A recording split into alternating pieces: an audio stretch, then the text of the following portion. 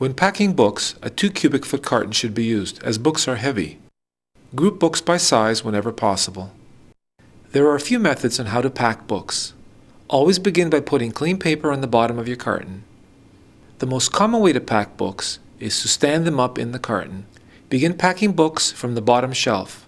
Put the open part of the book against the side of the carton, just as you would place them on a shelf. For your next row, pack books spine to spine.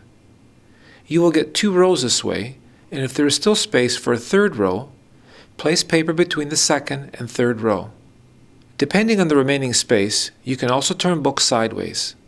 Put your books spine to spine, remembering that pages should not be touching pages. Do not put books in too tightly, as they may damage when removing them from the carton. If there is space remaining in the carton, use crushed paper to fill the space to avoid any shifting or damage. Cover your first layer of books with a clean sheet of packing paper. Packing books flat and stacked is yet another way to safely pack books for transportation. This is pretty basic. Again, remember not to have pages facing pages.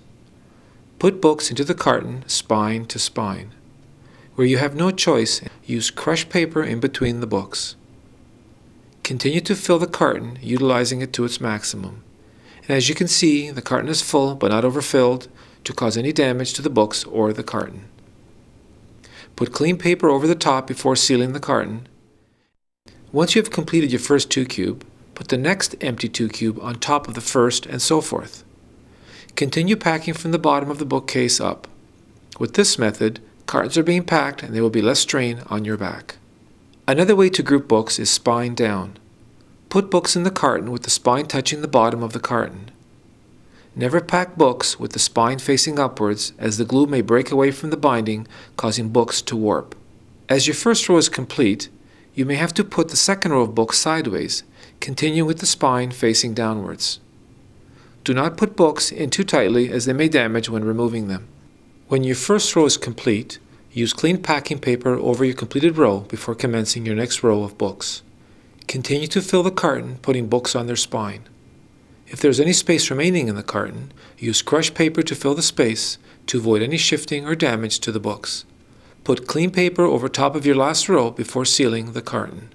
Did you notice how comfortable the physical position of the packer was? Packing from the bottom of the bookshelf up, and by stacking the cartons, your work will be that much easier and with less strain on your back. Sometimes the carton will not have enough room to put your books upright, so the flat and stacked procedure, as we discussed, works well. Paperbacks and magazines are better stacked. Organize books or magazines according to the size, with the bigger ones laying flat on the bottom of the carton, and work your way up. When packing expensive or books with sentimental value, take the time to wrap each individual book with clean packing paper before placing them into the carton. Use 1 or 2 sheets of clean packing paper. Begin wrapping the book by covering it with paper and continually tucking in the overlapping paper to make a nice, neat package. If there is space remaining in the carton, use crushed paper to fill the space to avoid any shifting or damage. Put clean paper over the top of your last row before sealing the carton. Books can be packed using all 3 methods in one carton. Make sure you don't pack books at odd angles. And lastly, using a permanent marker, write the customer's name, order number, room, and contents on the carton.